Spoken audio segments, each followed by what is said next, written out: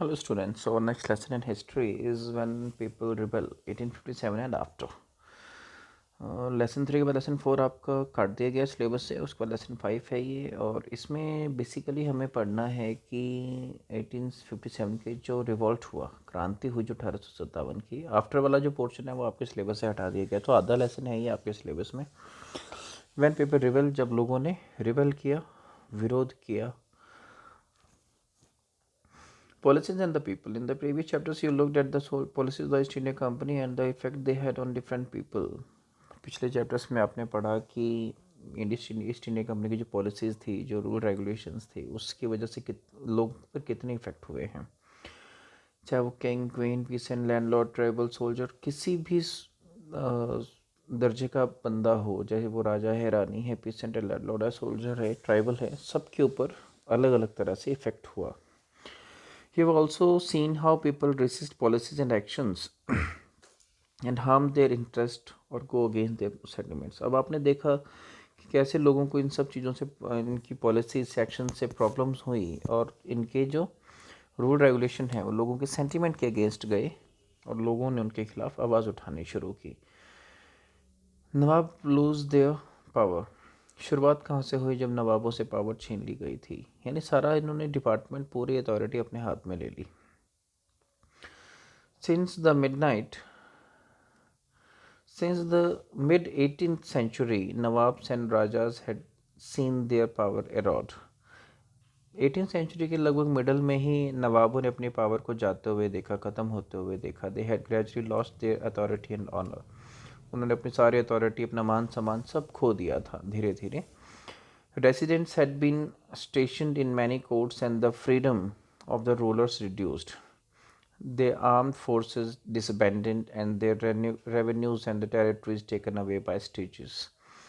अब हुआ ये कि इनकी जो आज़ादी छीन ली गई राजाओं की, उनकी आर्मी को बैन कर दिया गया, उनके रेवेन्यूज़ और टेरिटरीज जो थी वो उनसे धीरे धीरे धीरे धीरे उनसे छीन ली, उनसे दूर ले गए वो।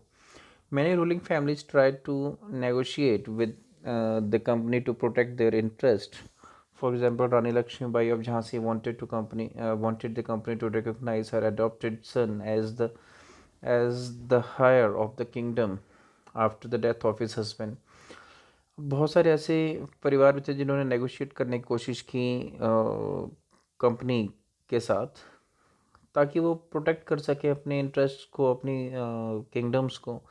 जिसमें रानी लक्ष्मीबाई की बात आती है कि उन्होंने कंपनी को एक बात कही थी कि भी जो उनका जो गोद लिया हुआ पुत्र था, बेटा था, उसको उसके पति के बाद उसका किंगडम सौंप दिया जाए, लेकिन ऐसा हुआ नहीं था actually. Nana Saheb, the adopted son of Peshwa Bajirao II, pleaded that he be given to his father's pension when the latter died. अब जो नाना साहेब थे वो पेशवा बाजीराव सेकंड के सन थे, अडॉप्टेड सन थे। तो उन्होंने भी ये एप्लीकेशन लगाई थी कंपनी के सामने कि उनकी डेथ के बाद पेंशन उनको मिलनी चाहिए उनकी। However, the company, confident of its superiority and military past, turned down these pleas.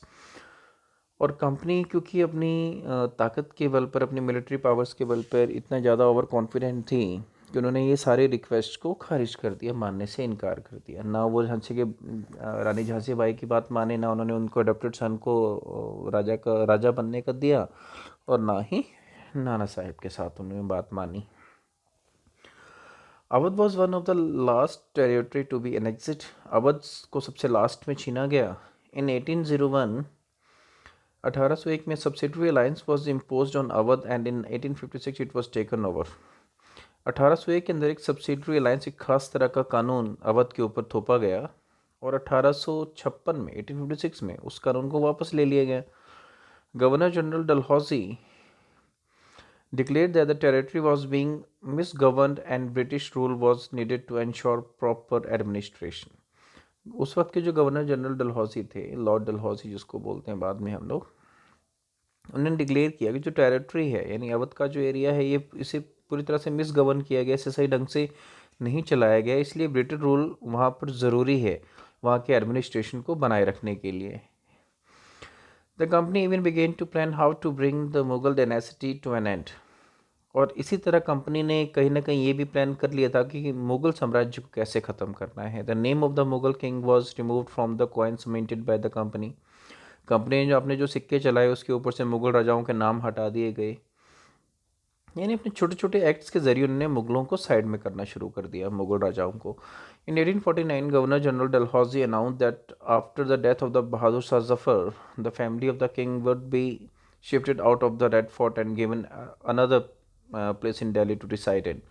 और गवर्नर जनरल डलहौजी ने तो यहाँ तक अनाउंस कर दिया था कि जो आखिरी जो रूलर थे मुग़लों के, बहादुर शाह जफ़र, उनकी डेथ के बाद उनके परिवार को रेड फोर्ट से बाहर किसी और जगह पर रहने के लिए जगह दी जाएगी, यानी कि रेड फोर्ट भी मुगल एम्परर से खाली करवा लिया जाएगा। इन 1856 the governor general Canning decided the Bahadur Shah Zafar would be the last Mughal king, and after his death none of his descendants would be recognized as king. They would just be called princes. उसके बाद जो 1856 के अंदर governor general change हुए, Canning आए, तो उन्होंने भी ये डिसाइड किया कि बहादुर शाह जफ़र की को लास्ट मुग़ल राजा घोषित कर दिया। मतलब कि उनकी डेथ के बाद, after his death none of the descendant would be the recognised as king, कि उनके डेथ के बाद उनका कोई भी जो उत्तराधिकारी होगा वो राजा नहीं कहलाएगा। यानी राजा प्रथा ही ख़त्म कर दी, जो कुछ भी है सारा के सारा ब्रिटिश अथॉरिटी में आ गया। यानी कि उसके जो बाद के जो लोग रहेंगे, जो बेटे वगैरह होंगे, वो सिर्फ एक राजकुमार तक सीमित रहेंगे, राजा कोई नहीं बनेगा। द पीसेंट एंड सिपाहीज, कि गरीबों पर, मजदूरों पर और सिपाहियों पर क्या असर हुआ। In the countryside peasant and zamindar resented and the high taxes and rigid methods of the revenue collection. अब देश के अंदर, प्रांत के अंदर जो गरीब मजदूर थे या वो ज़मींदारों से बड़ा परेशान थे, क्योंकि उनके बहुत ज़्यादा ऊंचे, ज़्यादा कीमत के टैक्सेस थे, और रेवेन्यू टैक्स इकट्ठा करने के जो उनके गलत तरीके थे, फोर्सफुल तरीके जो थे, उनसे बड़ा परेशान थे। Many fail to pay back their loans to the money lenders and gradually lost the lands they have traded for the generation. बहुत सारे लोग ऐसे थे जो लोन वापस चुकाने में असमर्थ होते थे, नहीं चुका पाते थे किसी वजह से, तो जो ज़मींदार लोग होते थे वो उनकी ज़मीनें छीन लेते थे। उनकी वो ज़मीनें जो पीढ़ी दर पीढ़ी वो जिस पे वो खेती करते आ रहे थे उनसे छीन जाती थी। The Indian supporters in the employee of the company also had the reasons for discontent. भारतीय जो सैनिक थे ब्रिटिश आर्मी के अंदर, उनके पास भी कुछ स्पेशल रीजंस थे उनकी नाराज़गी के। दे वर अनहैप्पी अबाउट देयर पे, allowances and the conditions of service. पहली बात तो ये थी कि वो नाखुश थे अपनी पेमेंट को लेकर, क्योंकि ब्रिटिश आर्मी के अंदर जो भारतीय सैनिकों की पेमेंट होती थी वो कम होती थी, जो तनख्वाह होती थी, अलाउंस नहीं मिलते थे, जो कंडीशंस थी, यानी जो हार्ड तरह की जो ड्यूटी होती थी वो भारतीय सैनिकों को दी जाती थी, और जो थोड़ा आरामदायक काम होते थे वो ब्रिटिश सैनिकों को दिए जाते थे। Some of the new rulers, moreover, violated their religious subsidiarities and beliefs. और कुछ राजाओं ने तो उनके जो धार्मिक भावनाओं को भी ठेस पहुंचाई, उनके विश्वास को भी ठेस पहुंचाने की कोशिश की। Did you know that in those days many people in the country believed that if they cross the sea they would lose their religion and caste. और शायद आपको पता होगा कि उस टाइम में 1800 के शताब्दी के अंदर, 1800 दशक के अंदर लोग ये मानते थे कि हिंदू धर्म के अंदर ये माना जाता था कि जो लोग समुद्र पार करके दूसरे देश में जाएंगे वो अपना धर्म खो बैठेंगे।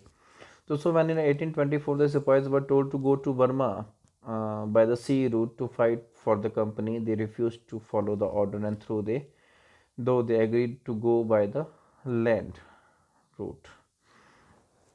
जब 1800, और ऐसा ही हुआ था कि 1824 के अंदर जब भारतीय सिपाहियों को बोला गया बर्मा में जाकर युद्ध लड़ने के लिए, और वो भी समुद्री रास्ते से जाना था बर्मा, तो भारतीय सैनिकों ने मना कर दिया था, भाई समुद्री रास्ते से वो नहीं जाएंगे, अगर ले जाना ही है तो बाय रोड लेकर जाएं।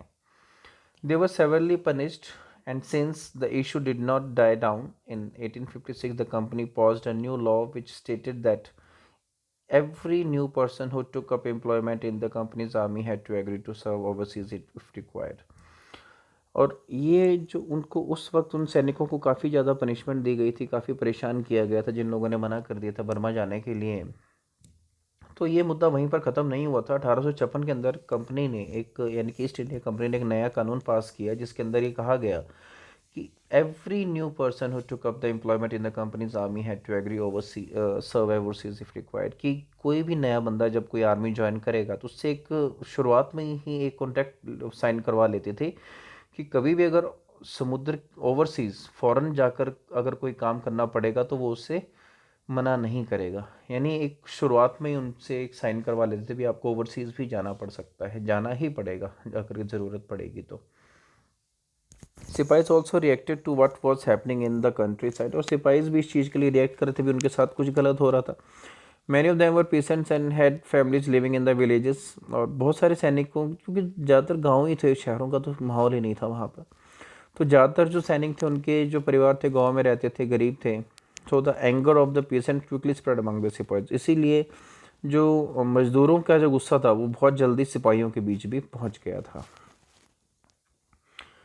रिस्पॉन्सेज टू रिफॉर्म्स, अब जो रिफॉर्म्स स्टार्ट हुए उसके लिए प्रति क्या रिस्पॉन्स था। The British believe that the Indian society had to be reformed, British ये चाहती थी, ब्रिटिश आर्मी का, ब्रिटिश लोगों का ये बिलीव था कि इंडियन सोसाइटी के अंदर कुछ रिफॉर्म लाने चाहिए।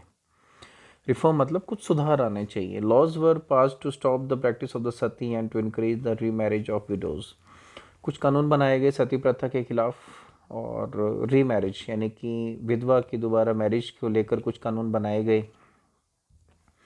सती प्रथा यहाँ पे बताता चलूँ होती है, सती प्रथा का मतलब होता है कि जब किसी लेडी के पति की डेथ हो जाती थी तो पत्नी को उसको उसके साथ जला दिया जाता था। इस रस्म को, इस रिवाज को सती प्रथा बोलते थे।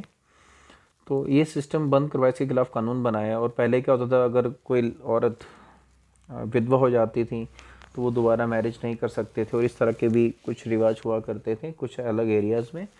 तो उसके ऊपर भी इन्होंने कानून बनाया कि भी एक विधवा भी दोबारा मैरिज कर सकती है।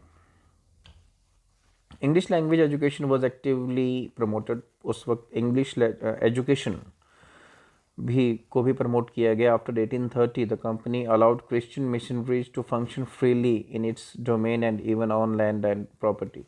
1830 के बाद कंपनी ने क्रिश्चियन मिशनरीज को, यानी क्रिश्चियन के जो स्कूल्स हैं उनको ये अथॉरिटी दे दी थी कि वो अपने हिसाब से अपने एरिया के अंदर क्रिश्चियनिटी का प्रचार करें। In 1850, a new law was passed to make conversion of Christianity easier. This law allowed to Indian who had converted to Christianity or to inherit to the property of the ancestors. This law allowed an Indian who had converted to Christianity to inherit the property of his ancestors. अच्छा, इसमें एक नया कानून बनाया गया 1850 के अंदर, जिससे कि क्रिश्चियन धर्म का, ईसाई धर्म को और ज़्यादा फैलने में आसानी हो गई। वो कानून कुछ यूँ था कि this law allowed the Indian who had converted to Christianity to inherit the property of his ancestor, यानी कि अगर उनको अपने पूर्वजों की प्रॉपर्टी पर अधिकार चाहिए था तो उनको क्रिश्चियनिटी को अपनाना पड़ेगा। Many Indians began to feel that the Britishers were destroying their religion, बहुत सारे भारतीयों को लगने लगा कि भाई ब्रिटिशर लोग जो है उनके धर्म को ख़राब कर रहे हैं, and their social customs and there traditional way of life, और यहाँ तक कि उनकी सामाजिक लाइफ को, उनके जो पारंपरिक जो जीवन जीते आ रहे हैं वो उसको भी वो लोग ब्रिटिश लोग ख़राब कर रहे हैं। There were of course other Indians who wanted to change existing social practices. You will read about these reforms and reform movements in chapter 7. और इसके अलावा बहुत सारे ऐसे भारतीय थे जिन्होंने समाज के अंदर कुछ सोशल प्रैक्टिस, कुछ गलत सोशल प्रैक्टिसेस को ख़त्म करने के लिए आवाज़ उठाई। इसके बारे में हम लोग लेसन 7 में पढ़ेंगे आगे चल के। तो the eyes of the people, अब लोगों की नज़रों में क्या कहानी चल रही थी। To get a glimpse of what people were thinking those days about British rule, study source 1 and source 2। देखिए बेसिकली अगर आप जानना चाहते हैं कि उस वक्त ब्रिटिश लोग क्या कर रहे थे तो आप ये टेबल को आप अच्छे से स्टडी कीजिएगा। ये जो पिंक कलर का जो टेबल इसमें आ गया है, इस टेबल को आपने सेल्फ स्टडी करना है, आपने खुद स्टडी करना है। क्लियर?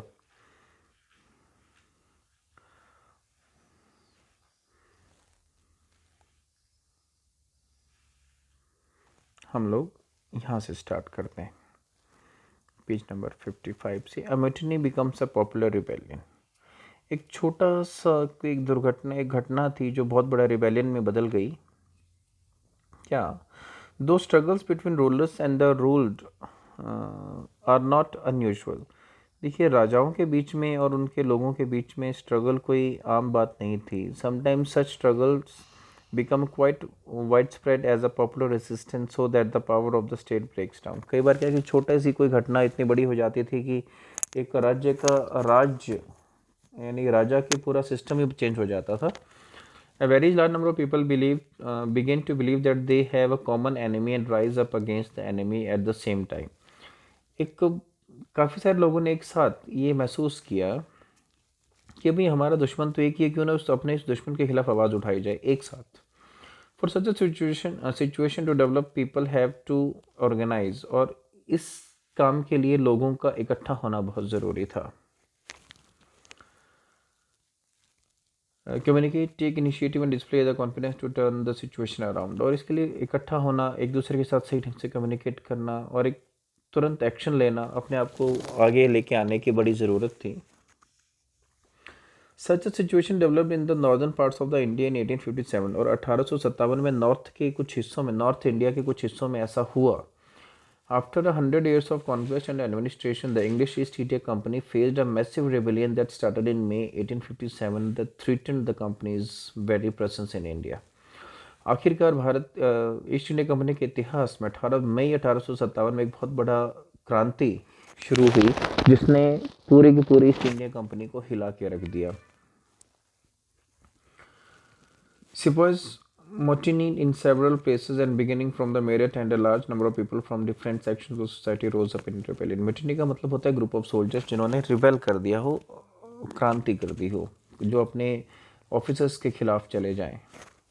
तो बहुत सारे ऐसे ऑफिसर सिपाही थे जो मेरठ से निकले और बाकी अलग अलग देश के अलग अलग हिस्सों से जिन्होंने क्रांति कर दी थी अपनी सेना के अंदर। Some regarded it as the biggest armed resistance of the colonialism in the 19th century anywhere in the world. यानी कि कई लोगों ने तो इस क्रांति को 19वीं शताब्दी का सबसे बड़ा एक रिबेल भी बता दिया, जो आज तक शायद दुनिया में कहीं नहीं हुआ था।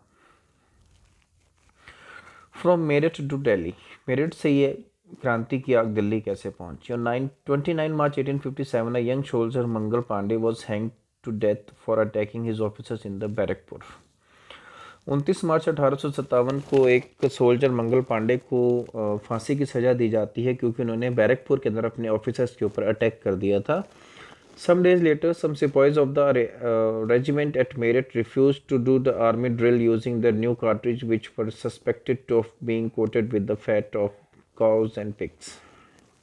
उसके कुछ वक्त पहले कुछ सिपाहियों ने मॉर्निंग ड्रिल के अंदर जाने से मना कर दिया था क्योंकि उनको नई तरह की बुलेट्स दी गई थी, जो माना ही जाता था कि उन बुलेट्स के अंदर गाय और सूअरों की चर्बी, फैट डाला गया था। इस वजह से उन्होंने उन कार्ट्रिजेस को, बुलेट्स को यूज़ करने से मना कर दिया था।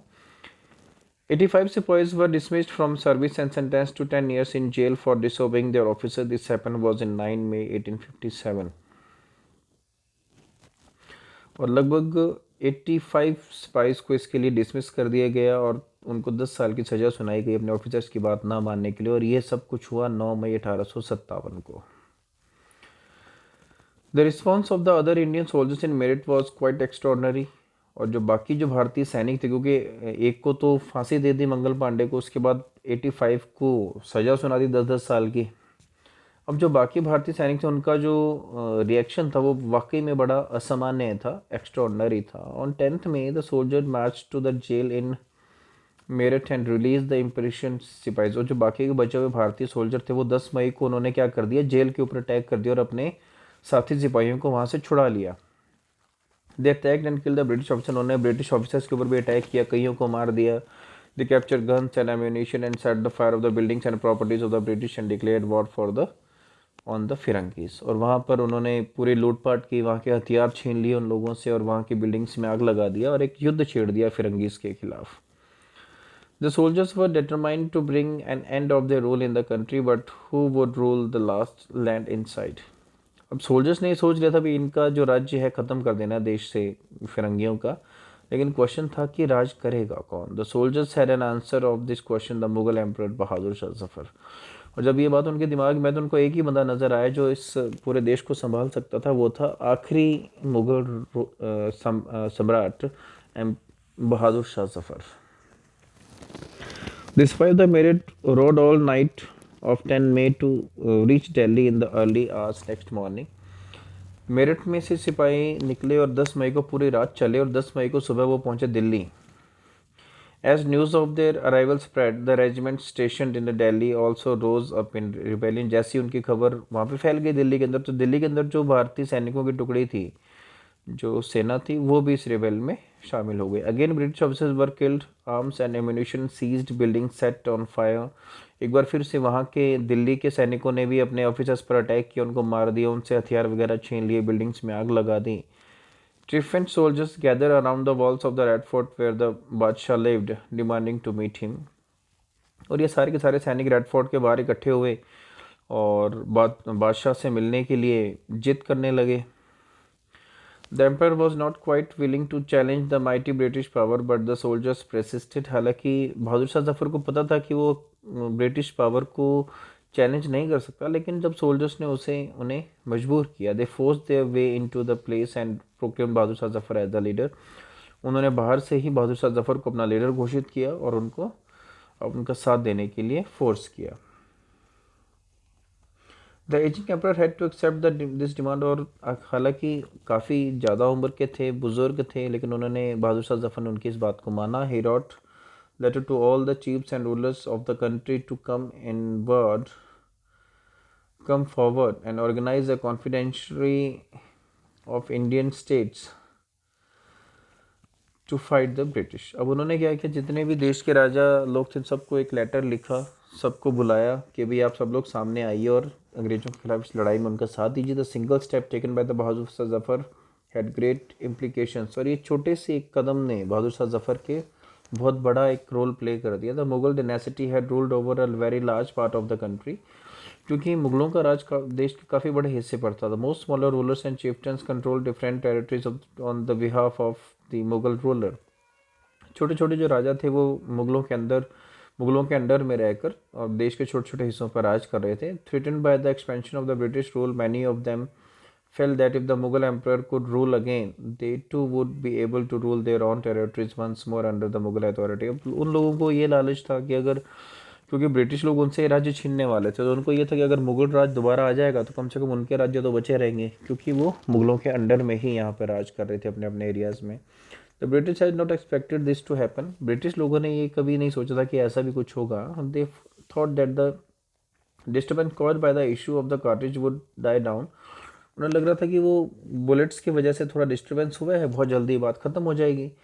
But Bahadur Shah Zafar's decision to bless the rebellion change the entire situation dramatically. लेकिन बहादुर शाह जफर ने जब रिबेलियंस का साथ दिया तो पूरी सिचुएशन ही चेंज हो गई। Often when people see an alternative possibility they feel inspired and enthused. It gives them the courage, hope and confidence to act. अब बहादुर शाह जफर के लीडरशिप के अंदर लोगों को हिम्मत मिली, इंस्पिरेशन मिली और उन्होंने पूरे कॉन्फिडेंस के साथ इस एक्ट में हिस्सा लिया। The rebellion spreads. After the British were routed from Delhi, there were no uprising for almost a week। जब दिल्ली के अंदर ब्रिटिश सैनिकों के ऊपर हमला हुआ, भारतीय सैनिकों ने किया, तो उसके बाद लगभग एक हफ्ते तक कोई नई कार्रवाई ब्रिटिश की तरफ से हुई नहीं। It took that much time for news to travel, then a spurt mutinies began. और उस एक हफ्ते के अंदर अंदर जो सिपाहियों ने अपने मैसेजेस अलग अलग छावनियों में भी पहुंचा दिए, यानी उन्हें कोई रोक टोक हुई नहीं। Regiment after regiment mutinied and took off, join other troops at nodal points like Delhi, Kanpur, Lucknow. यानी एक रेजिमेंट से दूसरी रेजिमेंट फटाफट न्यूज़ फैली, वहाँ के सैनिकों ने रिबेल किया और आगे से आगे ये लोग एक दूसरे से मिलते रहे। दिल्ली, कानपुर, लखनऊ, इन सब जगहों से सैनिकों ने रिवोल्ट कर दिया। आफ्टर दैम, इनके बाद, the people of the towns and villages also rose up in rebel and rallied around local leaders. अब सिपाहियों के बाद जो लोकल गांव के लोग थे, शहरों के लोग थे, उन लोगों ने भी रिवेल कर दिया और अपने अपने एक एक लीडर चुन लिया। Zamindars and chiefs who were prepared to establish their authority and fight the British. जो जमींदार थे, चीफ्स थे, उन्होंने भी पूरी तरह से तैयारी कर ली थी ब्रिटिश से लड़ने के लिए। नाना साहेब, the adopted son of the late Peshwa Bajirao, who lived near Kanpur, gathered armed forces and expelled the British garrison from the city. नाना साहब जो कि पेशवा बाजीराव के बेटे थे, गोद लिए हुए बेटे थे, उन्होंने भी अपनी एक आर्मी बनाई और कानपुर के अंदर ब्रिटिश के खिलाफ स्टार्ट कर दी कार्रवाई. Gather he proclaimed himself Peshwa, उन्होंने अपने आप को पेशवा घोषित किया. He declare that he was a governor under the emperor Bahadur Shah Zafar. उन्होंने अपने आप को डिक्लेयर कर दिया कि भी वो बहादुर शाह जफ़र के अंडर में एक गवर्नर के रूप में लड़ेंगे. And the Lucknow Birjis Qadr, son of the deposed Nawab Wajid Ali Shah, was proclaim the new Nawab. और लखनऊ के अंदर ब्रिटिश कादिर को नया नवाब घोषित किया गया, जो कि पीछे ब्रिटिश लोगों के द्वारा हटाए गए नवाब वाजिद अली शाह के बेटे थे. ही टू एक्नॉलेज द सजरमेनिटी ऑफ बहादुर शाह जफ़र. उन्होंने भी क्या किया कि इस बहादुर शाह जफ़र को ही अपना लीडर मान लिया. His mother Begum Hazrat Mahal took an active part in organising and uprising against the British. और उनकी मदर जो हज़रत महल थी, उन्होंने भी काफ़ी एक्टिव रोल प्ले किया इस ब्रिटिश के खिलाफ लड़ाई के अंदर. In the Jhansi, Rani Lakshmibai join the rebel sipahis and fought the British along with Tatya Tope. और झांसी के अंदर रानी लक्ष्मीबाई ने तात्या टोपे के साथ मिलकर ब्रिटिश के खिलाफ लड़ाई लड़ी. The general of Nana Saheb, और जो तात्या टोपे था वो जनरल था नाना साहेब की आर्मी का. In the Mandla region of the Madhya Pradesh, Rani Avanti Lodhi of Ramgarh raised and led an army of the 4000 against the British who had taken over the administration of a state.